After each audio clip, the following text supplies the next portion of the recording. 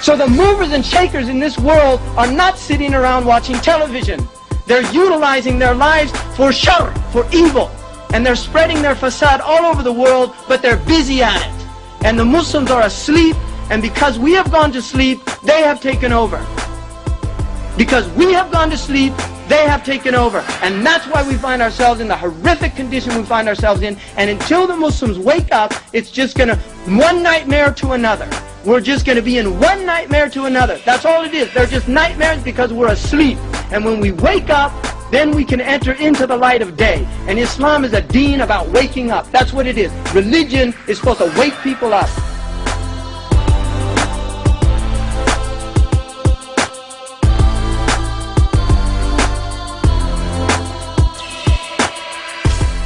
I mean, this is not a joke. This is reality, people. There are people that want to keep you asleep. If they don't use the drugs of white powder, they'll use the drug of television, they'll use the drug of their mass media, they'll use all these drugs, but they're going to keep you asleep because they fear the day that you wake up. That's what they fear. And you should be very well aware of that.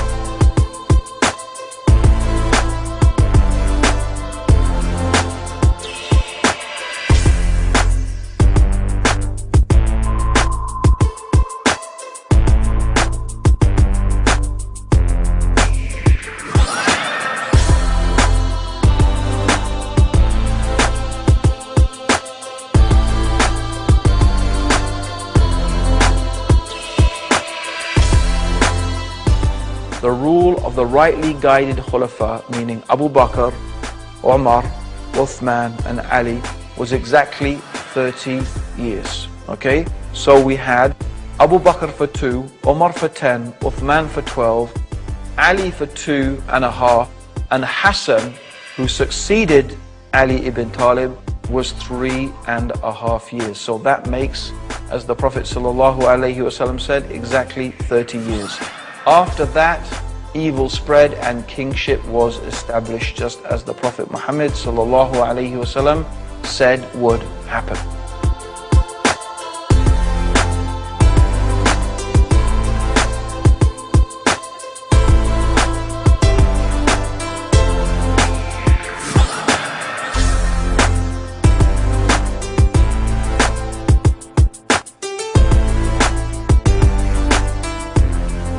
Where is Khorasan? Khorasan in the time of the Prophet ﷺ has been researched by the eminent Pakistani scholar Dr. Israr Ahmad, and he has explained that Khorasan is that territory which extends from northwest Pakistan, the Pathan belt, northeast Iran, the whole of Afghanistan, and the territory north of Afghanistan. But clearly Afghanistan is in the heart of Khorasan. This territory has one thing distinctive about it, that Europe could never colonize the heart of Khorasan. The British tried when Britain was the ruling state in the world, and the British failed. And then the Russians tried when they had the superpower, the Soviet Union. And after 12 years, the Russians failed. And guess who is trying now? The war in Khorasan has just begun, Mr. Bush. I believe it is that army which will be unstoppable until it reaches Jerusalem.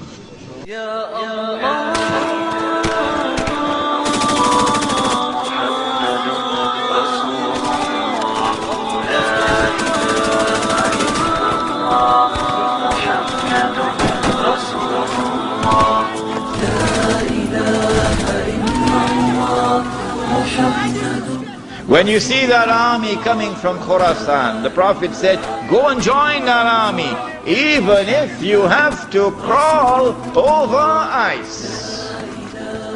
Because no one will be able to stop that army until it reaches Jerusalem. The jihad is already in force to liberate the Holy Land. No one can stop that jihad. No one can stop it.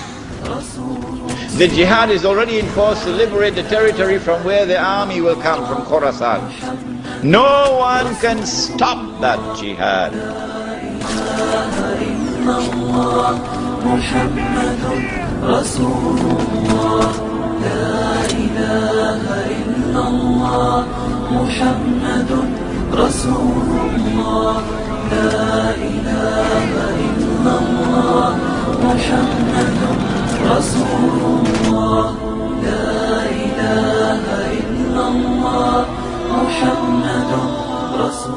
Al Mahdi cannot emerge until Israel has become the ruling state in the world. Al Mahdi cannot emerge until Dajjal has completed his mission. Al Mahdi cannot emerge until the state of Israel has ruled the world for a day which is like a week. Al Mahdi cannot emerge until the water has dried in the Sea of Galilee. So stop these foolish questions.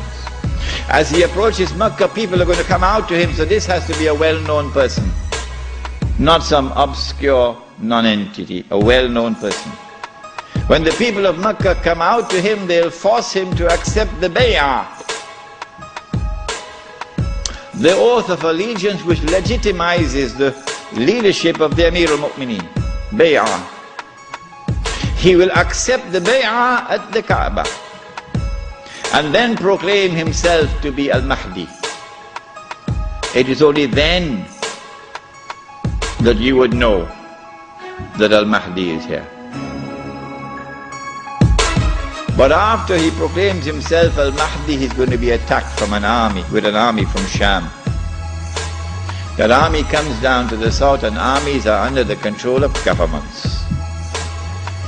And when that army is between Medina and Mecca going down south, the earth is going to open and swallow that army. That is the sign of all signs, beyond a shadow of a doubt, validating the claim of this man that he is the Mahdi. When Darul Islam is restored in the Arabian Peninsula, this is now the most dangerous and potent of all threats to the state of Israel. Dajjal will now attack. He's now in a day which is like our day. And so we see him, a Jew, a young man, powerful, built, curly hair. But I'm not saying anything about his eyes, because you understand the hadith about the eyes now. The Jews are rubbing their hands. We got them now. There's no escape. We got them. We have them in our sights now. At that last moment, the Son of Mary comes down, with his hand resting on the wings of two angels. As the Son of Mary comes down in the masjid, Imam Al Mahdi says, here he is, this is the Son of Mary. And then the Son of Mary responds and identifies himself. Imam asks him, you lead the salat? He says, no, you are the Imam, you lead. After the salat, then the confrontation takes place between the false Messiah and the true Messiah. And the false Messiah is killed, and then Gog and Magog are destroyed, the Sea of Galilee is dry, and after Gog and Magog are destroyed and Dajjal is killed, now the state of Israel is without any support.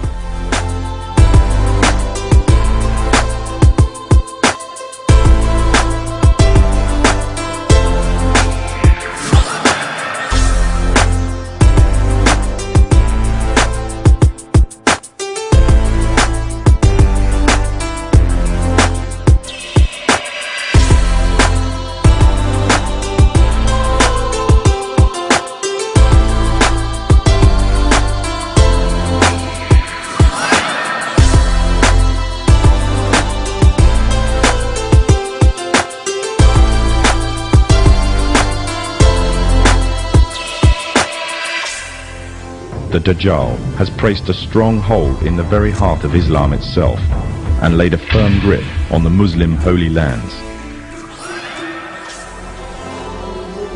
But although they plan, Allah also plans, and Allah is the best of planners. The final victory will be with the Muslims.